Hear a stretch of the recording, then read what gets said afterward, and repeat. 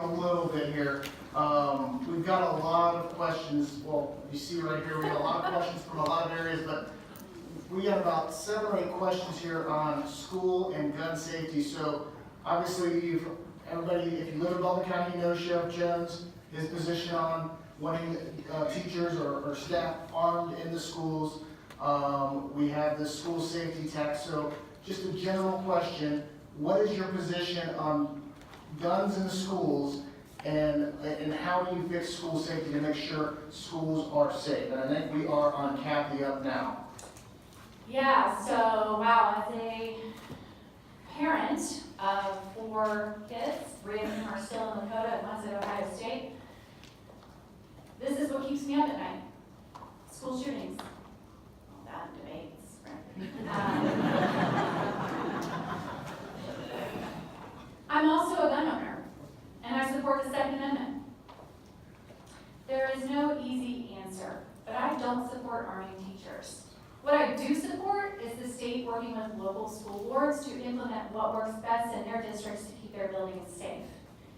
Like a well-trained officer in every building, such as Lakota has done.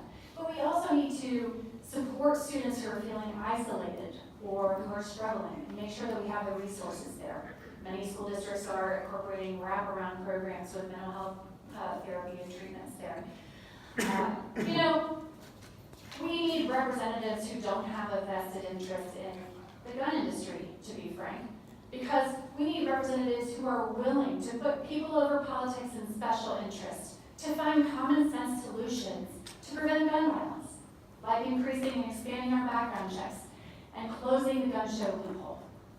Most Ohioans favor those things. If we work together and put people over political parties and special interests, we can work together and figure out how to solve the issue of violence in school. Mr. Lane. I do support, in certain circumstances, arming school personnel. Every time I talk about this question, I can't get this image out of my head. It's not an image I saw, but it's an image of the story I was told when Sandy Hook happened. That principal, remember? She loved her students so much. When she saw the armed gun guy, armed asshole, I'll call him, at the end of the hallway, she went running at him with nothing more than a shoe to throw to stop. Obviously, she was a quick and instant victim. But what if she was armed? What if she was able to take cover? Because this happened early on in the incident. What if she was able to stop it? Think of all the lives that would be, kids that would be alive today. The carnage that society would have been spared, and all of the stuff that those families are going through. I look at what happened on September 11th, when those heartless, faceless, cowardly bastards took their planes and rammed it into our buildings, killing our moms, our dads, our grandmas and granddaddies, our sons and daughters, our brothers and sisters. What did the airlines do? They started the federal deck program for pilots. Pilots that went through very stringent and comprehensive training were now allowed to carry a gun. What are the results? We haven't had a September 11th since 2001. Think of the psychology of these people that are shooting up. They're looking for soft targets. The airline said our passengers are precious enough that we're willing to take that chance. I think our students, the future of our country, is precious enough that it's worthwhile at least taking the chance and see what happens. Can I have a quick response to that? Yeah, we have 30 seconds. Yeah, I would agree with you there, George. I definitely think that, I could get behind something like an air marshal model for sure. What I can't get behind is a concealed carry, a teacher with a concealed carry. I have my concealed carry license, and an 8-hour class and a few hours on the range is not enough training to prepare someone for that horrible, unthinkable incident. I can just tell you a little anecdote from my class. There was a woman in there, with her firearm on the range, and she's supposed to hold it straight down the range, but she's looking over at us asking questions, and she passed. Can I rebut? Real quick. real quick. Real quick, so I think Kathy's right on that. What the federal aviators did, or airlines, they made the training so stringent and so comprehensive, and currently Faster offers a program. It takes years to get through it for teachers at no cost whatsoever. But in my opinion, nobody should be allowed to carry to school if all they have is their concealed carry permit. The training needs to be stringent. Kathy, you're right. And just a real quick question, I just want a yes or no. Do you support the school safety tax that's coming up in November, yes or no? Kathy? I don't know enough about it. I apologize. Mr. Lane? I don't think we get to vote on it since Lakota opted out. Your politicians need answers.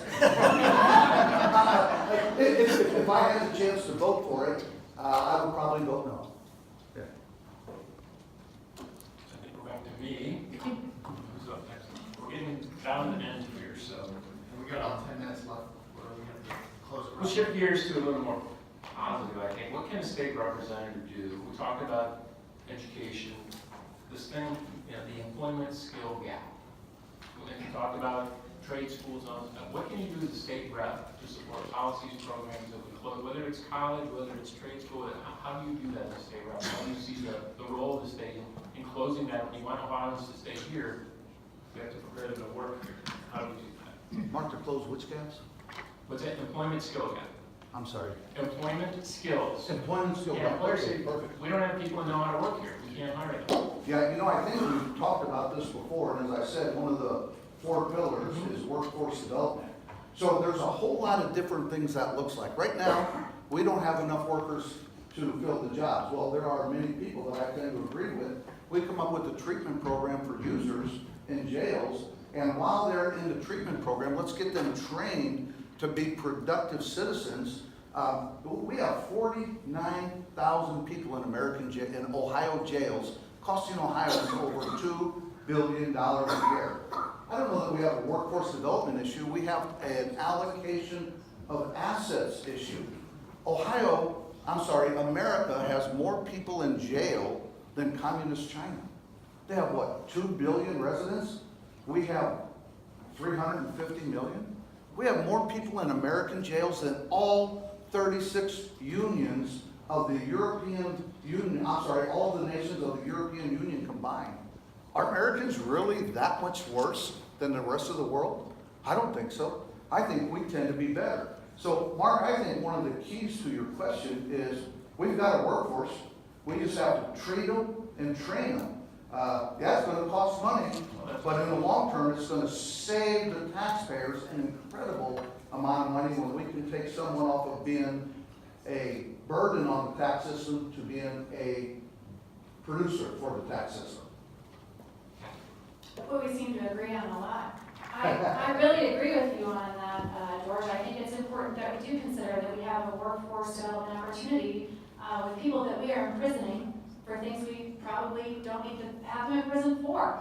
And you're right, we have lost over 500,000 working people from the state of Ohio in the last 10 years, and that's one of the reasons our tax base is shrinking.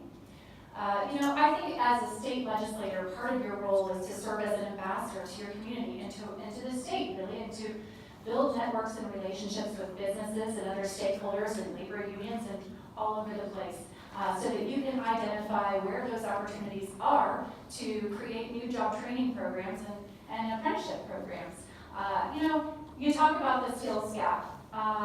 Look, it's absolutely important that we train highly skilled workers to be prepared for the jobs of the future. We are very technology-based, and that is going to be critical. But we are also looking at construction jobs where we need well-trained employees to work there. And these places, these employers are paying very well and providing good benefits. And as a state legislator, when you build those relationships and you partner, you can do these things without costing taxpayers any dollars. You just create new opportunities and innovation. That's how I think we can, if we work together, we can expand those opportunities. Kathy? I've done a lot. That's the first high five I've seen.